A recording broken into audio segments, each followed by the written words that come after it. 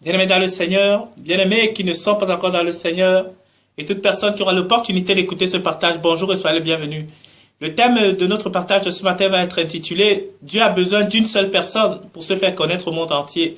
Bien-aimés dans le Seigneur, dans ce partage, nous allons voir la manière avec laquelle Dieu opère souvent pour se faire connaître.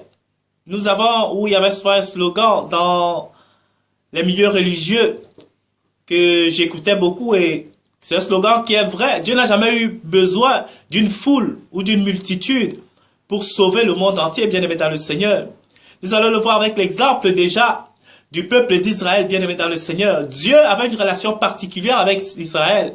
Dieu avait une relation particulière avec son peuple. Comment est-ce que Dieu agit pour se faire connaître à l'époque du peuple d'Israël que nous lisons dans la première partie des Écritures, qui est l'Ancien Testament? Dieu, quand on le remarque, il n'avait pas fait appel au monde entier pour se faire connaître, bien-aimé dans le Seigneur. Dieu a choisi le peuple d'Israël, et c'est au peuple d'Israël que Dieu a remis la loi, bien-aimé dans le Seigneur. Dieu n'a pas remis la loi à tous les peuples du monde entier. Dieu n'a pas remis la loi au peuple qui entourait Israël, mais Dieu s'est choisi un peuple du milieu des nations. Dieu s'est choisi un peuple, et c'est au travers de ce peuple que Dieu a communiqué sa loi. La loi représentait ici ce qu'il était, pour que, au travers de ce peuple-là, il se fasse connaître au monde entier, bien-aimé dans le Seigneur. Et ça a toujours été ainsi, bien-aimé. Vous pouvez le voir dans la vie des prophètes et des illustres personnages, bien-aimés, de l'Ancien Testament. Dieu a rarement appelé une foule de gens pour se faire connaître à eux. Dieu appelle un petit groupe de gens, parfois une, deux personnes,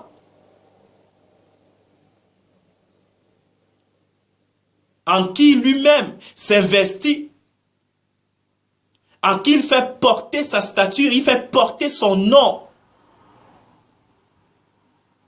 Vous pouvez le voir avec le père de la foi qui est Abraham, bien-aimé dans le Seigneur. Avant, Abraham, c'était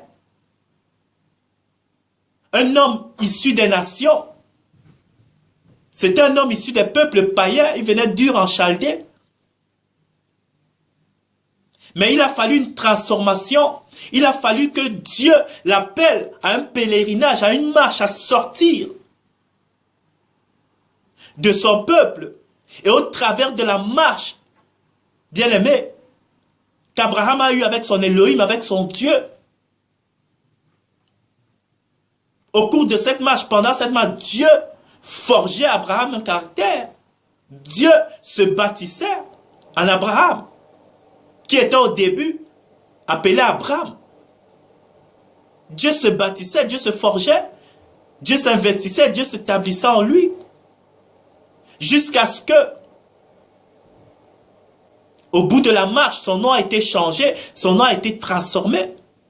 D'Abraham, il est devenu Abraham, le père de la foi, et auquel Christ a implanté, bien-aimé dans le Seigneur. Dieu, a suscité une très très grande descendance, bien-aimé dans le Seigneur. Nous le voyons également dans la vie de notre Seigneur Yeshua, Jésus-Christ, bien-aimé. Il n'a pas eu besoin d'une foule de grandes personnes pour sauver, pour se faire connaître. À l'époque, c'est lui qui venait transmettre le vouloir du Père sur la terre quand il marchait dans les jours de sa chair. Il était là présentement. Il parlait aux foules. Mais ce n'est pas une foule de 10 000 personnes qu'il a bâti ou qu'il a investi son souffle sacré pour pouvoir impacter quand il ne sera plus là. Le monde entier. Il s'est choisi 12 personnes qu'il a mis à côté de lui. Ils étaient tous les jours avec lui pendant qu'il parlait à la foule. Mais ces gens après, ils étaient auprès de Christ. Ils étaient à sa suite. Ils marchaient avec lui. Ils dormaient avec lui. Et Christ leur faisait connaître le vouloir du Père. Afin que eux, à leur tour, deviennent des flambeaux maintenant. Pour pouvoir gagner un plus grand nombre à eux, bien aimés dans le Seigneur. Ça a toujours été comme ça. Dieu s'est toujours suscité un petit nombre de personnes en qui lui-même il instruisait par son souffle sacré, afin que ceux-là deviennent des porteurs du flambeau, de l'étendard de son royaume sur la terre, qu'ils deviennent la manifestation visible de sa puissance, qu'ils deviennent le reflet de sa gloire sur la terre, bien-aimé dans le Seigneur. Il ne s'est jamais voulu une grande foule. La preuve, quand Christ lui-même marchait sur la terre, la plupart des gens qu'il a appelés à sa suite, il les retrouvait parfois dans une grande foule, bien-aimé dans le Seigneur. Qu'est-ce qui se passait? Quand Dieu parlait, Christ parlait à la foule. Pourquoi est-ce que la foule, toute la foule qui était là ne se reconnaissait pas en son message? Quand le message de Christ était fini, chacun rentrait à ses occupations, chacun partait refaire ce qu'il avait à faire, bien-aimé dans le Seigneur. Mais il y avait quelques-uns qui voulaient en savoir plus. Il y avait quelques-uns qui se reconnaissaient au message de Christ, qui comprenaient que leur devenir, ce qu'il allait devenir, leur avenir, était auprès de cet homme qui parlait ainsi.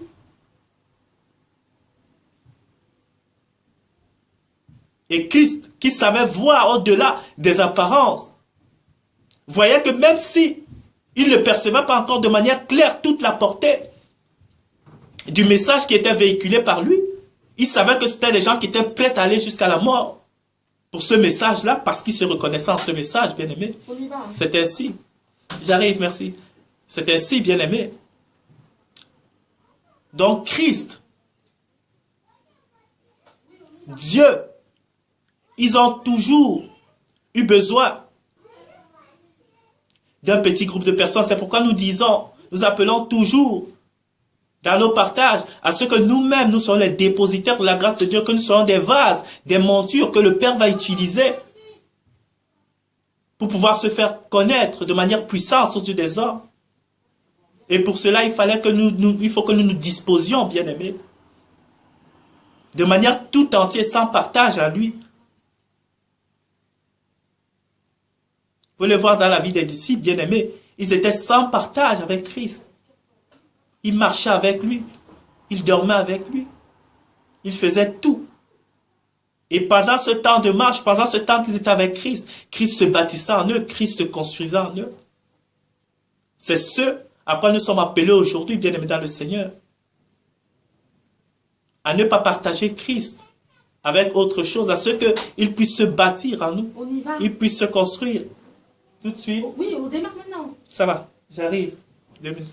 Ok, bien-aimés dans le Seigneur, je vais m'arrêter ici. Je dois vite aller faire un truc. Donc voilà, c'était à peu près le contenu du message qui est là. Je crois que vous l'avez saisi en quelques mots. Donc l'essentiel est là, bien-aimés dans le Seigneur. Dieu a besoin d'un petit peuple. Dieu a besoin d'une ou deux personnes. Dieu a besoin de toi, si tu te donnes à lui de manière totale, pour pouvoir sauver un grand nombre. Soyez bénis, merci d'avoir pris de votre temps pour écouter ce partage et à la prochaine.